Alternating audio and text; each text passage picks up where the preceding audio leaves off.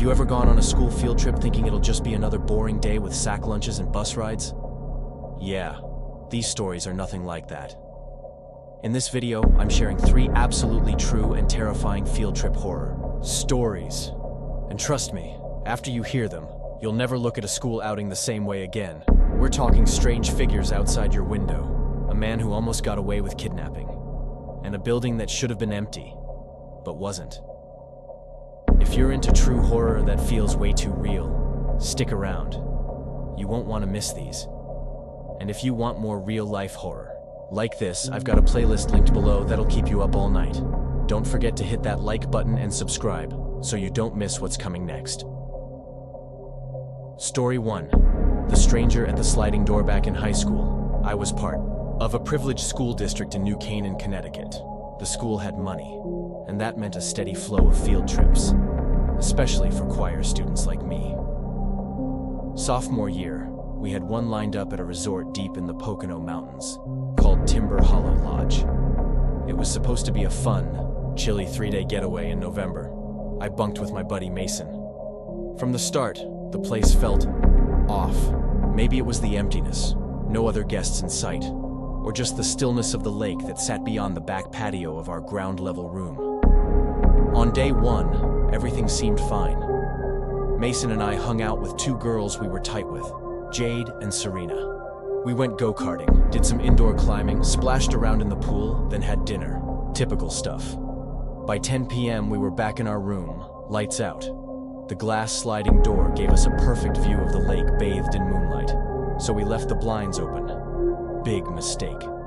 We were just lying there, tossing around and talking in half-sleep, when Mason suddenly screamed. A panicked, guttural scream. I bolted upright, heart in my throat. When I looked toward the door, I nearly stopped breathing. A tall, rail-thin woman, with tangled silver hair and skin like old parchment, was pressed up against the glass. Her hands were cupped around her face, like she was trying to get a clearer look into our room. She didn't move for a few seconds, just stared. Then, as if she were gliding, she stepped back and disappeared into the night. We sprang out of bed and ran out, expecting to see her on the walkway that connected all the rooms. Nothing, no trace, just the sound of wind brushing against the lake. We didn't sleep well that night. The next day we told Jade and Serena, but not the chaperones. Figured they'd just brush it off. That second night, we made damn sure the blinds were shut tight. Mason was out cold early, but I had trouble falling asleep. Around 3 or 4 a.m., I shot awake. The silence was unnerving, and I had that prickly sense that something wasn't right. I whispered Mason's name. Nothing. I turned to glance at him, but I couldn't see his bed because something was blocking the view. A shadow. A tall one. My eyes adjusted, and I saw her again. The woman. She was standing by my bed. Her voice was like splintered wood scraping across stone. Your back door was unlocked. She backed away, turned, and walked out through the sliding door, shutting it gently behind her. I couldn't move. I just shook uncontrollably until I could reach Mason and wake him. We bolted upright, locked the door, double-checked the blinds, and sat awake until sunrise. No more sleep. After breakfast, we planned to tell the chaperones everything. But on the way back to our room, we passed the room next to ours and saw her through the glass. She was sitting on the edge of the bed, hands folded in her lap, eyes fixed straight ahead, right at us, like she was waiting. We ran straight to the front desk. The staff seemed confused. No one really knew what to do. Eventually, a couple of them agreed to check out the room with us. We returned with a small group, and sure enough, she was still there, in that same eerie pose. But this time, there was someone else. A man. Just as unsettling. Sitting rigidly on the second bed, staring with dead eyes as the staff entered. They didn't speak, just watched. The staff explained they were long-term guests, that the woman had some kind of mental illness. But the man? He didn't seem right either. There was something unnatural in the way they sat, silent and still in a room meant for weekend travelers. We demanded to switch rooms. Our chaperones got involved. There was shouting, back and forth arguing, but eventually the decision was made. The trip was being cut short. We'd leave that afternoon. Mason and I didn't complain. We were just glad to leave Timber Hollow behind. But I still dream about that night. Her voice, the way she moved, and how she said it like a warning or a threat. Your back door was unlocked. If you thought seeing a stranger outside your window was bad, imagine one grabbing your hand and leading you toward the woods. And you're only 8 years old. This next story takes us to a rural zoo, a cloudy afternoon, and a moment that nearly turned into something much darker. Story 2. The man by the dumpster. I was in the 3rd grade when my class took a field trip to a small wildlife education center out in rural Massachusetts. Not quite a zoo, more like a nature preserve with fenced-in habitats, petting zones, and a taxidermy exhibit. It was one of those cloudy fall days where the sky looks heavy and the air has a weird stillness to it. The animals were mostly tame: goats, birds, a couple foxes in enclosures, nothing dangerous. What I really remember, though, was the big, red brick building off to the side. That's where they kept the taxidermy collection and old museum-style exhibits. I wasn't exactly the most well-behaved kid. Quiet. Odd. The kind of kid teachers watched out of the corner of their eye. So when I wandered off from the group to use the bathroom, no one noticed. The bathroom was near the middle of the building. I finished up, washed my hands, and walked out into an empty hallway. The group had moved on without me. I didn't panic. I thought I'd just find them in the next room. Instead, I walked into a wing we hadn't explored yet. Dimly lit, scarlet carpet, and cold glass cases lining the walls, filled with lifeless animals frozen mid-motion. My 8-year-old brain was buzzing with nervous wonder, and that's when I saw him. A man, hunched, crouched behind a stack of folded metal chairs near the end of the hallway. I actually giggled, thinking maybe he was a staff member messing around. But then he stood up slowly and walked toward me. "Where'd your class go?" he asked, smiling too wide. I just shrugged. Before I knew it, he had reached out and grabbed my hand. "Come on," he said. "Let's go find them." I followed. I don't know why. Maybe I froze. Maybe I was just too naive to see the danger. He led me through a side exit at the end of the hall, down a ramp, and into a back lot filled with dumpsters, dead leaves, and picnic tables that hadn't been used in months. Beyond that was the woods. Thick, empty. That's when his grip tightened. I mean tightened, to the point where my wrist hurt. He started dragging me toward the tree line. Something felt wrong in my stomach. A sharp, sick twisting, like I might throw up, but I still didn't scream. Then came the voice. "Hey! Hey!" It was a woman, one of our teachers, yelling from behind a chain-link fence that separated the back lot from the main path. Her scream cut through the air like a siren. The man let go instantly and bolted into the trees. Within seconds, 2 other teachers came tearing around the side of the building and pulled me back inside. They were furious, shouting, shaking, crying. I think one of them hugged me too hard. My mom was called. The police were called.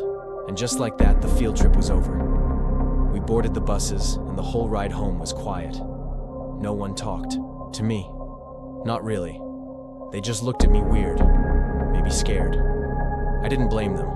I felt weird too. But the part that still gets me, the part I've never told anyone, happened as the bus pulled out of the gravel parking lot. I looked out the window. We were passing the tree line, and there he was. The man. He was crouched behind a dead bush just beyond the fence, maybe 30 feet back, just sitting there, watching the buses, watching me. I ducked my head and said nothing.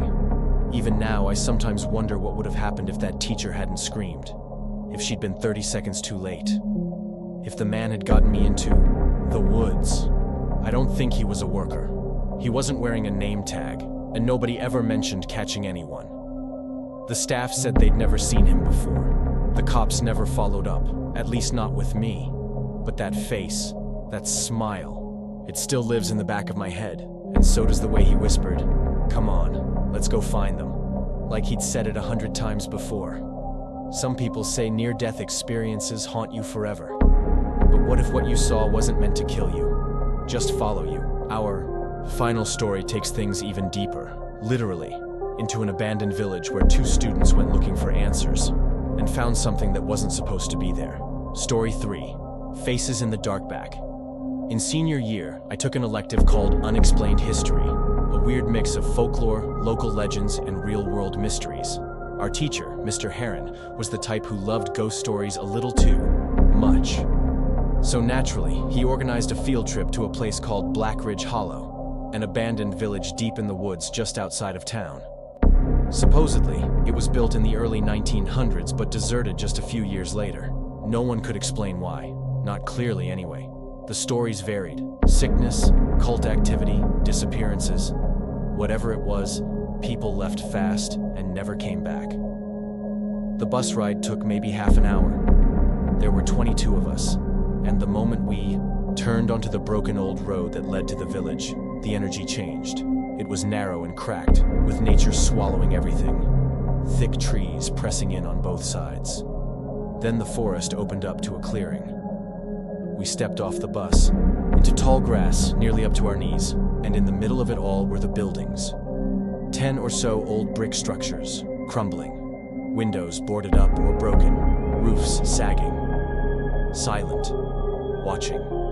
Mr. Heron lined us up, counted heads, and gave us some dramatic speech about observation and exploration. Then we started walking toward what was left of the church in the center of town. That's when Liam, my best friend, elbowed me and nodded toward the far side of the clearing.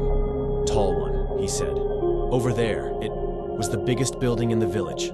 4 stories, brick and rust, with heavy boards nailed across every window. Something about it gave me a chill, like it had been waiting for someone to come back."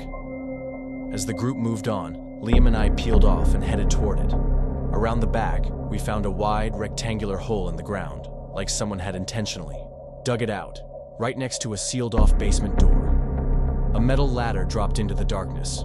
Liam didn't even hesitate. He went first. I followed. The basement was colder than it should have been. Damp air, thick with dust and mildew. We turned on our phone flashlights.